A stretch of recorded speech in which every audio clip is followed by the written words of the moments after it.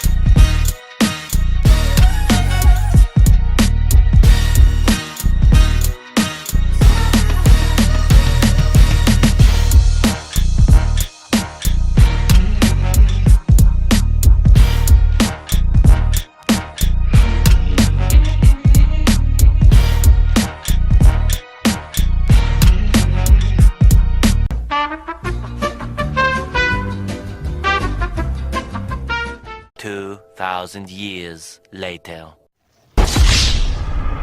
So, kamusta guys?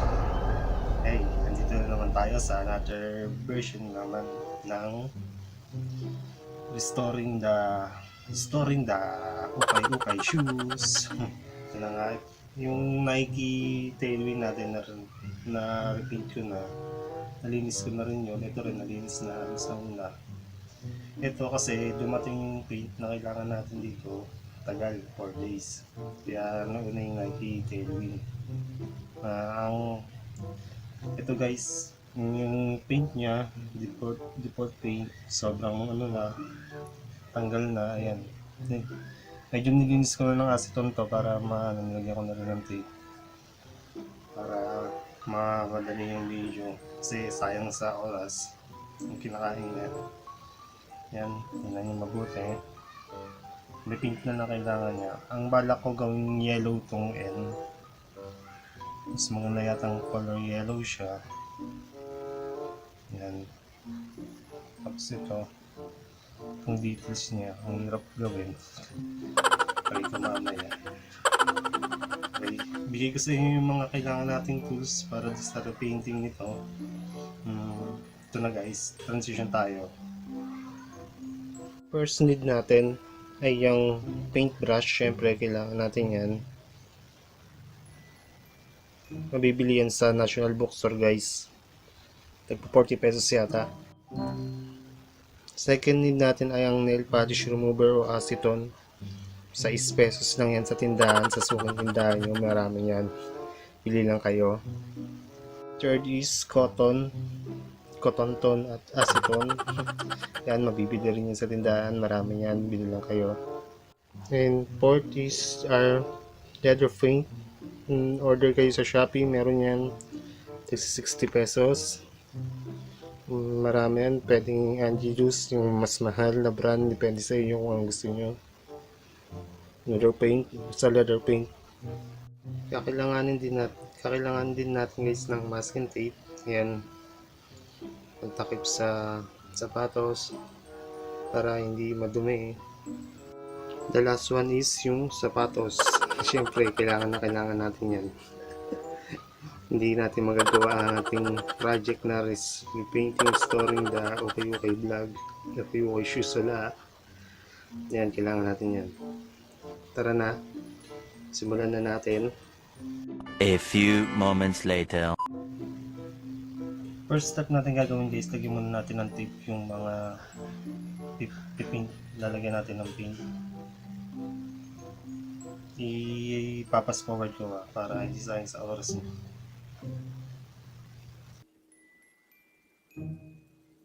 Masking tape na hindi madikit, ano ba yan?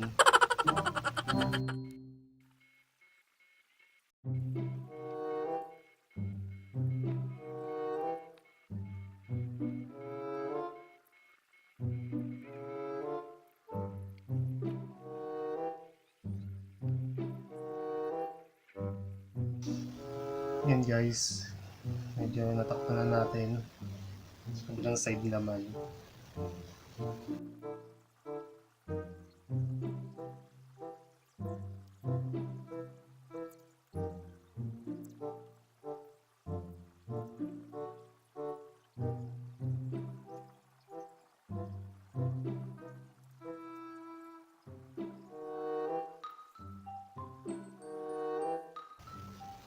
Yan guys, lalagyan na natin ng tape. Kapag medyo okay na, proceed na tayo sa next step ay yun ay ang paglilinis. Lilinisin natin using cotton and acetone. Tensya na, medyo nadidigil ako. Then guys, maglalagay na tayo ng acetone kasi kailangan bago tayo mag-paint, malinis yung surface niya para maganda yung pagkakalagay ng paint. Konti lang yung, kahit konting acetone lang. Kailangan natin matanggal yung default paint niya. To repaint.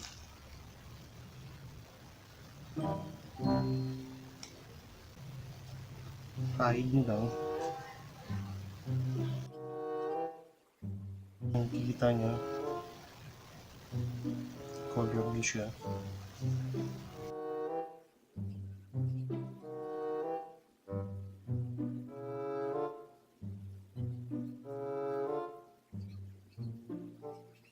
Ito lang naman yung papalitan natin, gawin natin yellow. Parang flag ng Pilipinas. Red, blue, yellow. Tapos white, diba?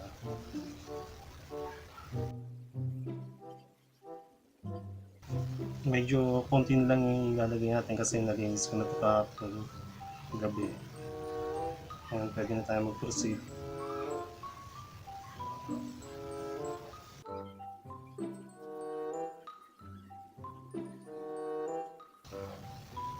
Ngayon guys, pwede na tayo mag-proceed siguro sa pag-paint. Ngayon guys, proceed na tayo. Siyempre, kailangan natin ng brush at ng color blue na paint para dito sa upper outer sole.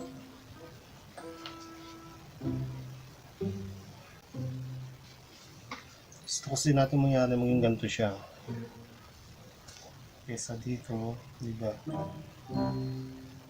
Light blue na yung kulay kasi nito eh. Kailangan blue talaga na ganito.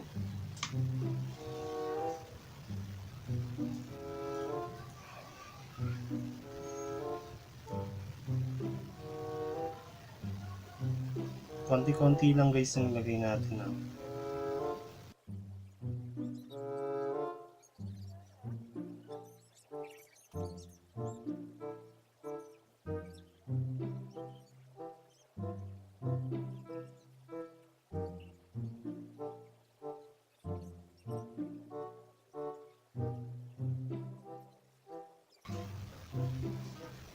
Yan guys, so konti-konti lang nilagay ko. Mahirap yung balance niya. Kailangan ko ng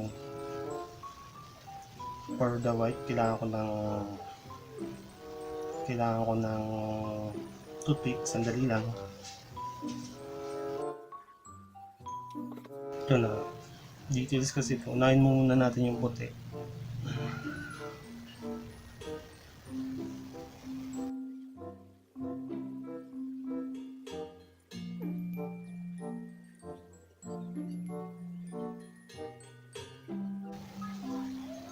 Ayan guys.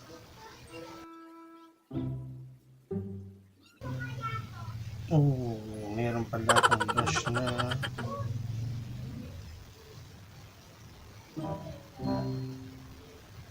ito for detailing guys. Sobrang nipis nito.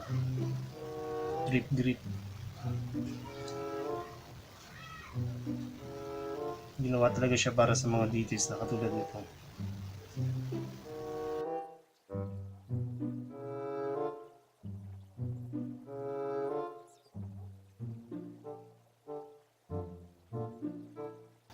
Medyo mahirap. Details kasi guys eh.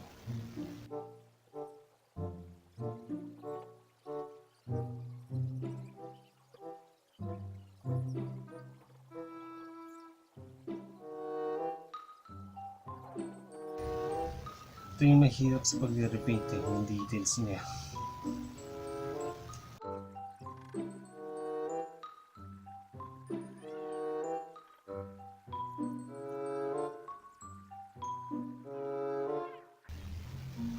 Kailangan din natin ulit ng blue para din sa mga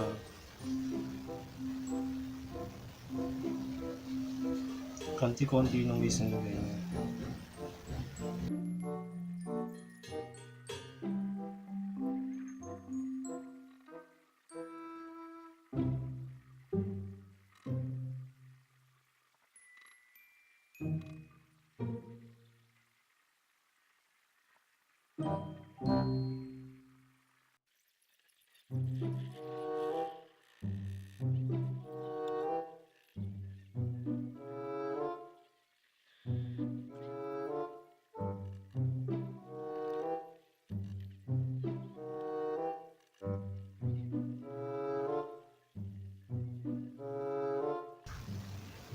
Yan guys, first coat.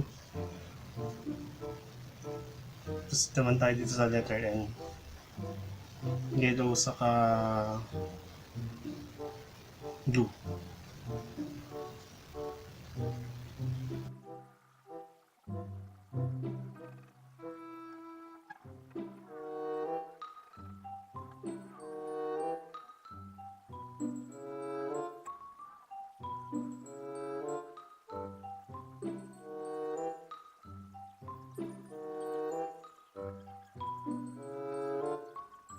Tingnan natin sa yellow guys, yung letter N na yellow. Siya, common na kasing weight eh, kaya galong din yellow. Representing the parang flag ng Pilipinas, white, yellow, red, blue, di ba?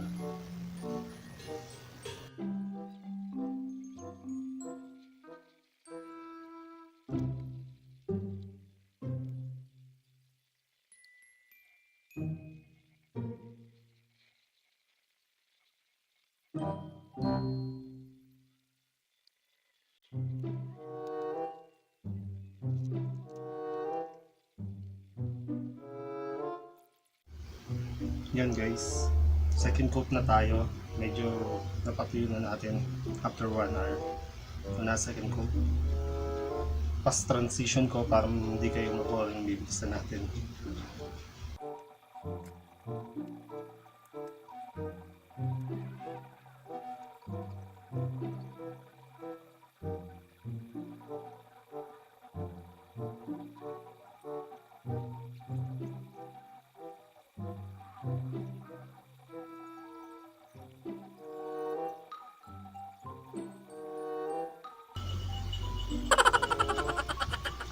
Pineapple juice to guys ha.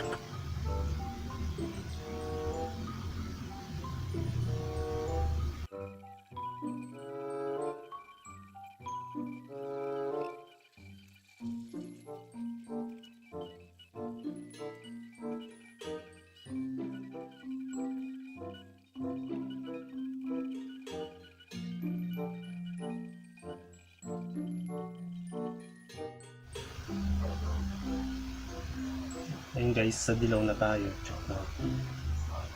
Second coat sa yellow. Sa letter N.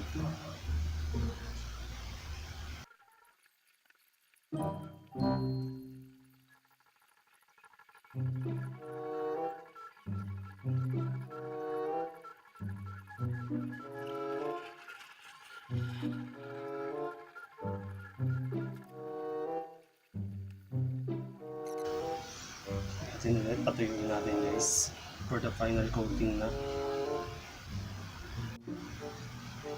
Yun guys, natapos na natin siya. Ito siya. Wapo, diba? Ganda ng paint, glossy. Hingin to, no? Lagyan ko rin ng paint pala dito sa sole niya. Kasi para magkakulay. Yun, bigyan ko ng B-roll comparison nung walang hindi yung sa luma, ngayon sa bagong yung balance. Ito na guys, 5, 4, 3, 2, 1.